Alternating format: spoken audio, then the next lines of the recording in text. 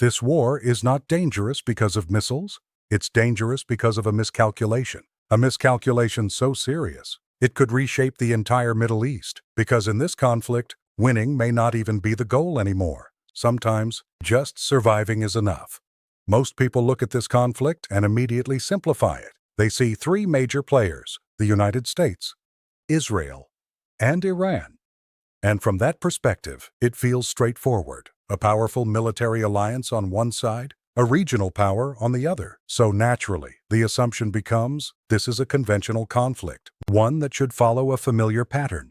A build-up, a series of strikes, and eventually a clear outcome. But what if that entire framework is wrong? What if the way most people are interpreting this conflict is fundamentally incomplete? Because when you take a closer look at how this situation is unfolding, it doesn't behave like a traditional war at all. In a typical war, both sides are trying to achieve a similar goal: military victory.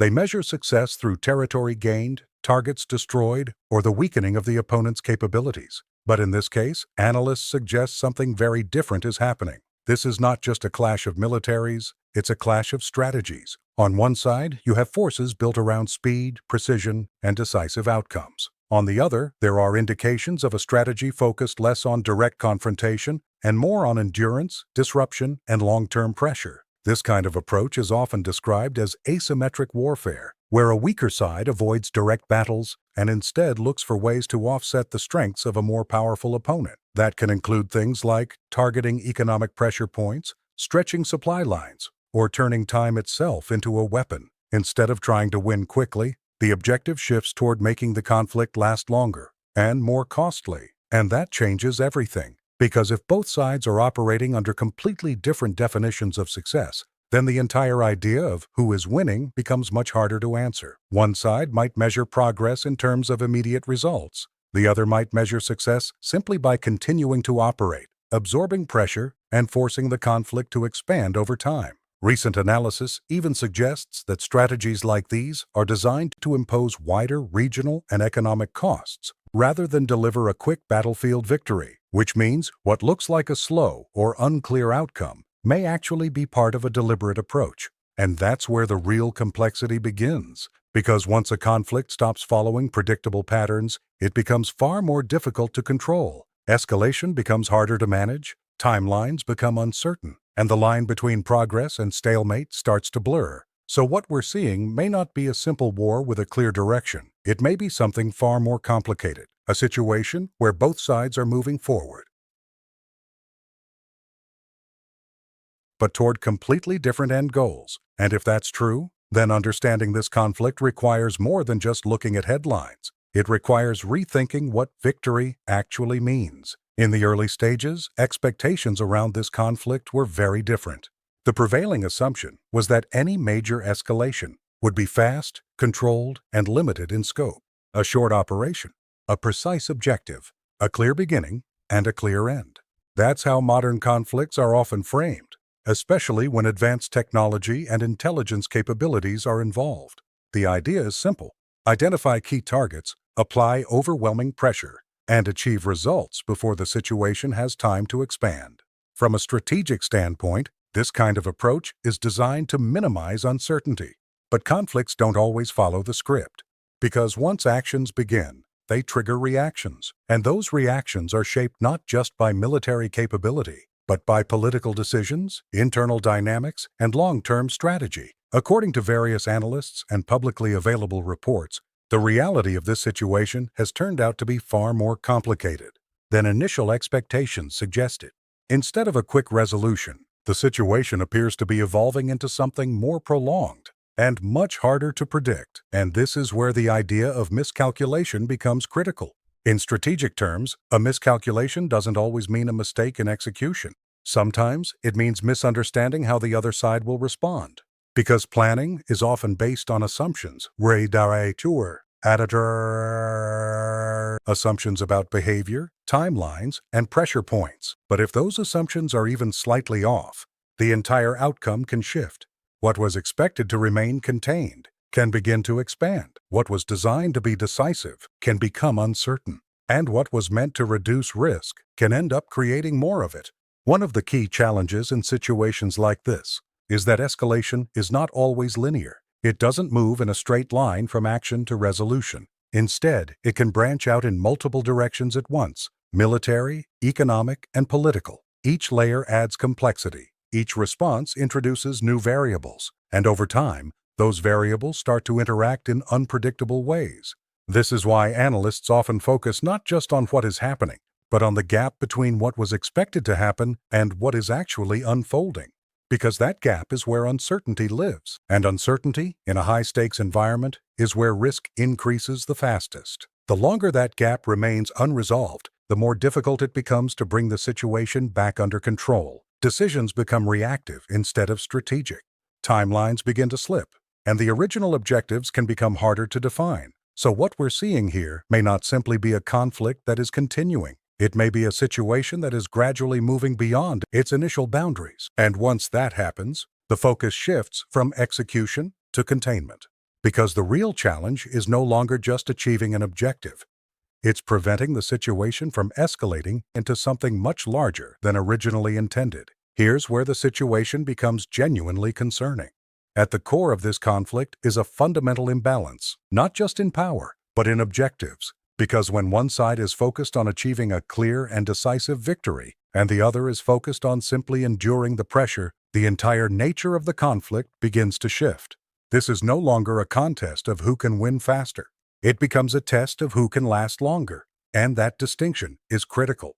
In most conventional wars, there is an expectation, even if it's uncertain, that events will move towards some kind of resolution, a breakthrough, a negotiation, or at the very least, a slowing down of escalation. But endurance-based conflicts don't follow that pattern. They are not designed to end quickly. In fact, time itself becomes a strategic tool. The longer the conflict continues, the more pressure builds. Economically, politically, and socially, resources are consumed, costs begin to rise, and decision-making becomes more complicated with each passing stage. What makes this especially dangerous is that progress becomes harder to measure. Because if one side defines success as winning and the other defines success as simply not losing, then both sides can continue operating without ever reaching a clear conclusion. That creates a loop. Each action triggers a response. Each response justifies another action, but none of it brings the situation meaningfully closer to an endpoint. Instead, it stretches the conflict outward. And as it stretches, new risks begin to emerge. Economic strain can spread beyond the immediate region. Political pressure can build within governments. Alliances can face internal tension as priorities begin to diverge. Even small developments can have outsized consequences because they occur within a system that is already under stress. And perhaps most importantly, the longer a conflict continues, the harder it becomes to step away from it. Not because solutions don't exist, but because the cost of compromise begins to rise. Positions become more rigid, narratives become more entrenched, and decisions become tied not just to strategy, but to perception and credibility. This is how conflicts evolve from controlled situations into open-ended challenges, not through a single dramatic moment, but through gradual escalation over time. And that's what creates the real danger here.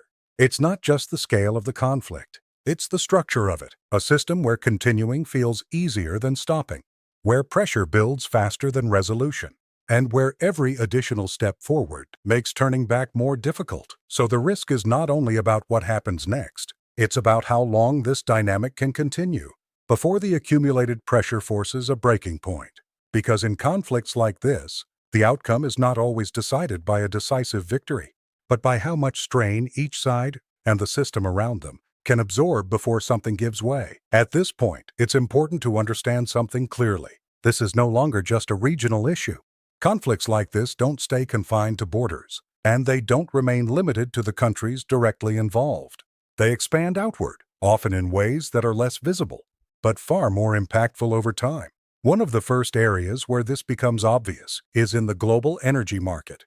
When tensions rise in strategically important regions, especially those connected to major oil and gas routes, markets react almost instantly. Prices become volatile, supply chains face uncertainty, and even the possibility of disruption can influence decisions across industries. But the impact doesn't stop at energy.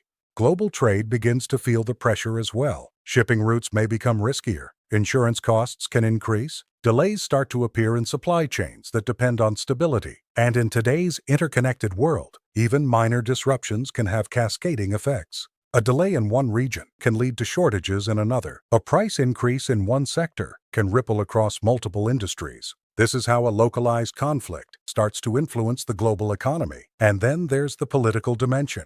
As tensions rise, countries that are not directly involved still have to respond. Some may adjust their foreign policies, others may increase security measures, and many will begin reassessing their strategic priorities. Alliances can come under pressure, especially when different nations have different stakes in the outcome. What benefits one country economically might create challenges for another, and that creates a complex web of interests that becomes harder to manage over time. Another important factor is uncertainty.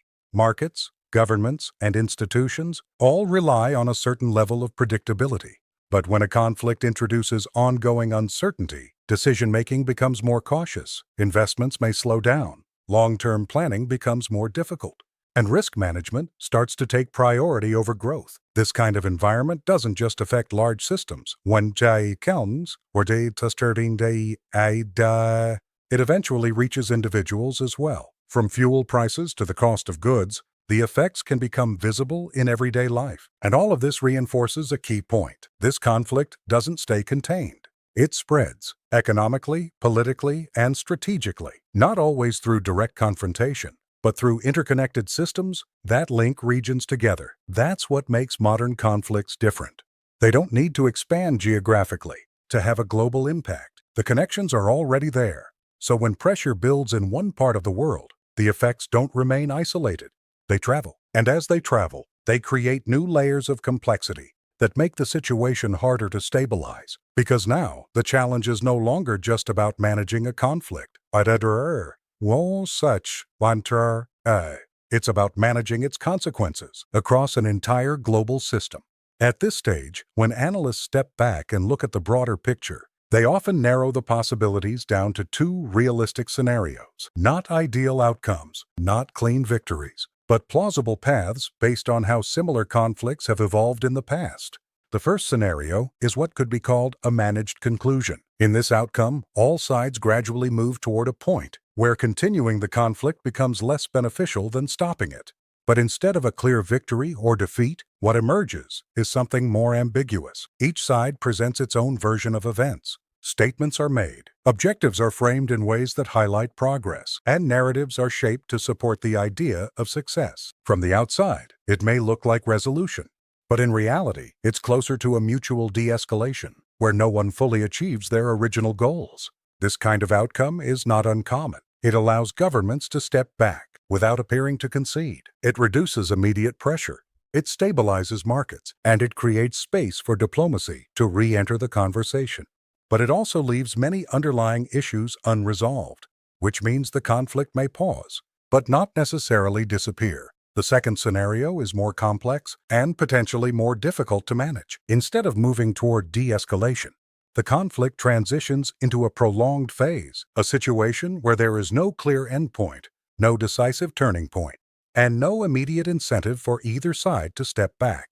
In this type of environment, time becomes one of the most important factors. Costs accumulate, resources are gradually consumed, and pressure builds across multiple dimensions.